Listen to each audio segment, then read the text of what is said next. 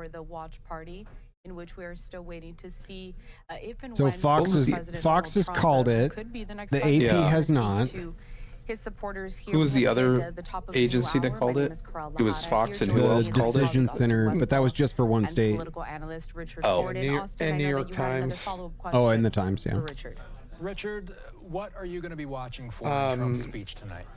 So Fox has actually called it for the presidency, not just Pennsylvania, but they've actually called it entirely because he got to 277. So he's past the threshold.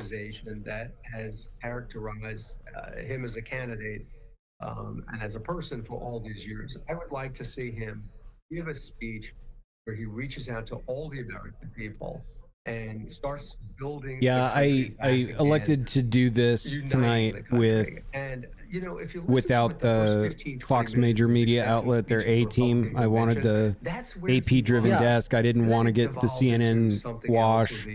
I didn't want anything to do with CBS or ABC at this point. Like, minor league ball players have something to prove, and they always put out a better game anyway. Yeah, so they're bringing in political analysts that are talking about the politics instead of the talk points. So, and trying to be a personality. These guys are. Yeah, one guy was like very self-promoting about his own podcast when he came on, but everybody else has been pretty awesome. So belittling each other.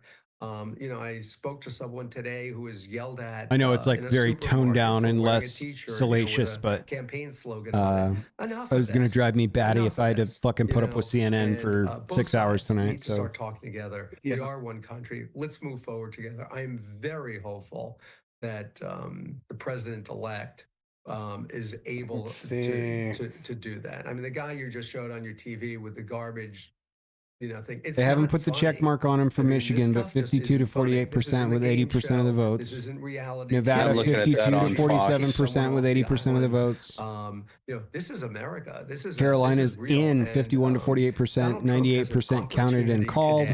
Starting at this Pennsylvania, 95%. The AP won't call it yet. 51 to 47%. The country needs, which is a unified. Wisconsin, 51 to 47% as well. 89%. Isn't name calling, isn't belittling. That's who he needs to be. That's what a narrow margin for the U.S. Senate for Montana, by the way. If he starts 1 that, point. and if that's what his administration is about, he will be enormously successful. He has a mandate now. You know, he's going to have control of the levers of government. So, and on top of that, I think he's taking the popular vote too. So that will squash any lawfare because he had the popular vote and then the mandate, and it is just going to cripple any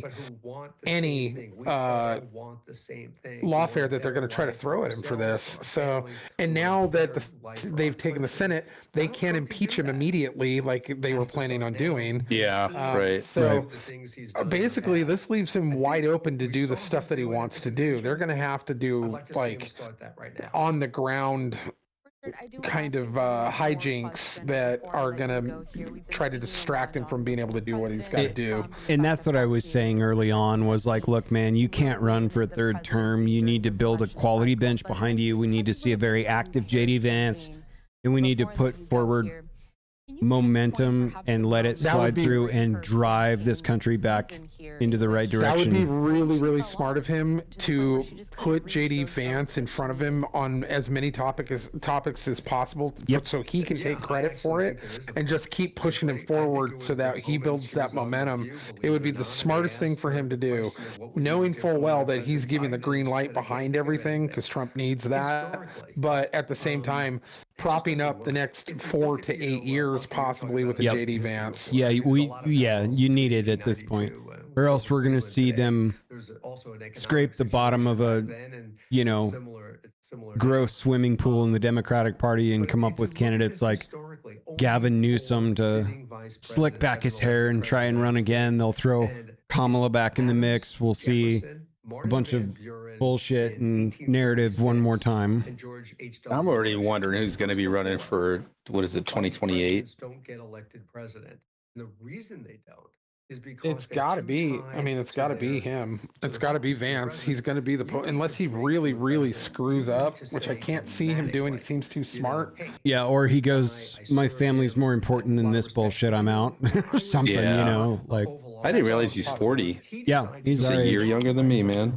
Yeah, this is actually heartbreaking for me because this is the first time in my life that someone who is running for president or vice president is younger than me. Yeah, same. It's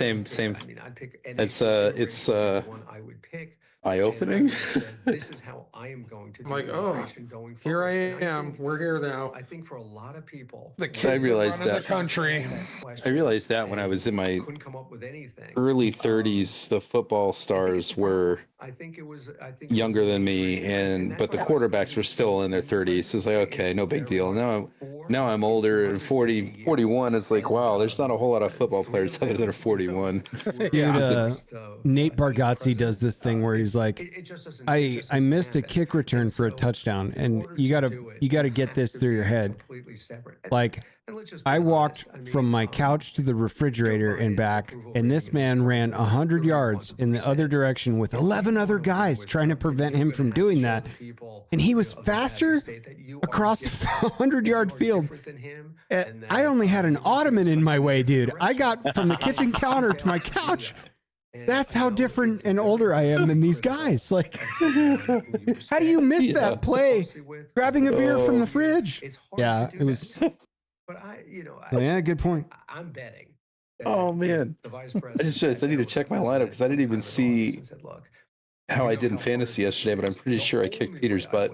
I lost by 1 point again. Your place in history. Oh, someone's on stage. What's he gonna say? Your legacy. Oh, he's walking too fast. That's not Donald Trump. With you on an issue. And I got 150 points, dude. Holy crap! Let's go. Public life for 50 some odd years. I think he'd turn and go, you go do that. You go do that. And I think they would figure out how she would do it. But yeah, I lost by 1 freaking point. Not even a full point. 112.15 to 113.05. The president strongly. Less than a full point. Jeez, dude. Yeah, brutal. I needed 1 catch from my receiver, and I didn't get it. They handed him the ball twice, and he lost yardage on both plays. So he finished with -1 points. He never acknowledged dropping Zerline because I guess he's not going to be kicking ever again. I think needed to be much more forceful. If we're going to talk history, 1960, Hubert Humphrey, Vietnam War. I mean, it wasn't quite, after the Reagan assassination, he took against Mondale. He took every state but Minnesota in a landslide. But this was I mean, think about what Trump came back from. Yep. From losing the election, then getting impeached twice, getting shot at once. Then all of the lawfare and the 90-something. The New York charges and all that. All the charges that he had against him, that he's won pretty much all of them. And then, no matter what she said, see, Mar-a-Lago was raided by the feds for documents. Dude. Right, he got mugshotted. Arrested and mugshotted. He got 2 assassination attempts, got shot in the ear, and all of that. And he came back. This is the greatest political comeback of all time. Yep. Of all time. And it's wild that we are sitting here watching this kind of history. That's not lost on me because at some point, I put myself in those shoes. I'm like, at what point would I say fuck this and hit the fuck this button? All right. Thank you very much. Right. I don't need this anymore. Let's keep it moving here, though. Like this is too much. Like, and he instead, I don't mean to we are going 48 hours straight. I do believe be on this guy's pipe at all, but because he's obviously a flawed man. But the reality is there's no one on the if anyone's being honest with themselves, after he got shot in the ear and he stood up and put his fist in the air. So that is not that's not normal for human beings. They would duck and cover. I would duck and cover. I'd be like, "Whoa, I'm getting shot at." Yeah, everybody's a badass until they actually get shot at. You can say what you're gonna do all the time until you actually get shot at. Yeah. Right. I think at that point, everybody who was against him, even the ones that hate him, were like, "Oh no, that was pretty." That just locked it in. Yeah, and they went. There's not even a single person, as much as they hate him, that can't in their heart of hearts admit that was badass. That was a Teddy Roosevelt moment. That was an Andrew Jackson moment. That was something that, like, out of the history books that, didn't. Which was the president that actually got shot on stage and continued? I think it was Teddy Roosevelt got shot on stage and actually, thanks, bud. Got shot on stage and actually continued his speech. That's the kind of stuff that this was. It's that type of stuff that is tied to the American spirit, plain and simple. That just tougher than nails, grit upon grit, American spirit of what built this country. And the public saw that in that moment, that guy has that, and that he is the fabric of what America is supposed to be built off of, whether you like him or not. And I think that was the pivotal moment, compounded by all the other things that the public got to see when the entire state of New York and all the millionaires were like, hey, we do that every day. Why is he in trouble for that? He's there. Right. That shouldn't be a thing. When they raided his house, when they raided Mar-a-Lago, all of the things that they did to him just put him in a position to do what he just did. Which was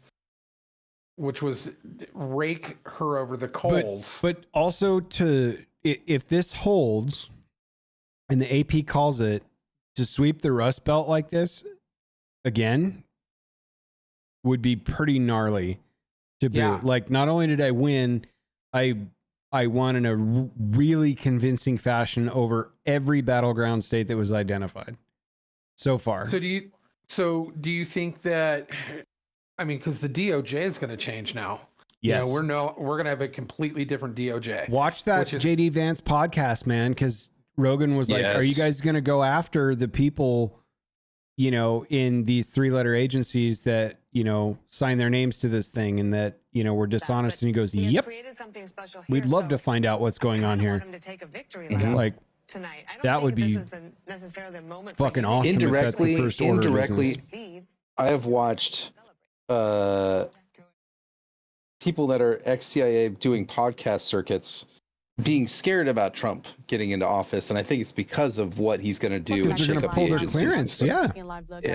Like, you abused the power that you were cleared to have. Fuck off. Is going to take the stage, and at this they point, should. It's a question of when. We absolutely. Have a few vantage points here. We can see here on the live camera Hey, there's Vivek of South Dakota, Doug Burgum. That guy needs to be, if he continues to GOP candidate himself, to be on the same path that it seems that he's on, I wouldn't mind him proving himself a little bit more. I don't fully trust him yet, but he says all the right things at all the right times, and he's got probably one of the sharpest tongues around. So I don't know. I'd like to see more from him. I'd like to see a cabinet position where he can prove himself. Yeah, we danced a little bit in the primaries on the dance floor, he and I, and then he started talking about changing the Constitution, and I was out. I was like, you're great up to that point.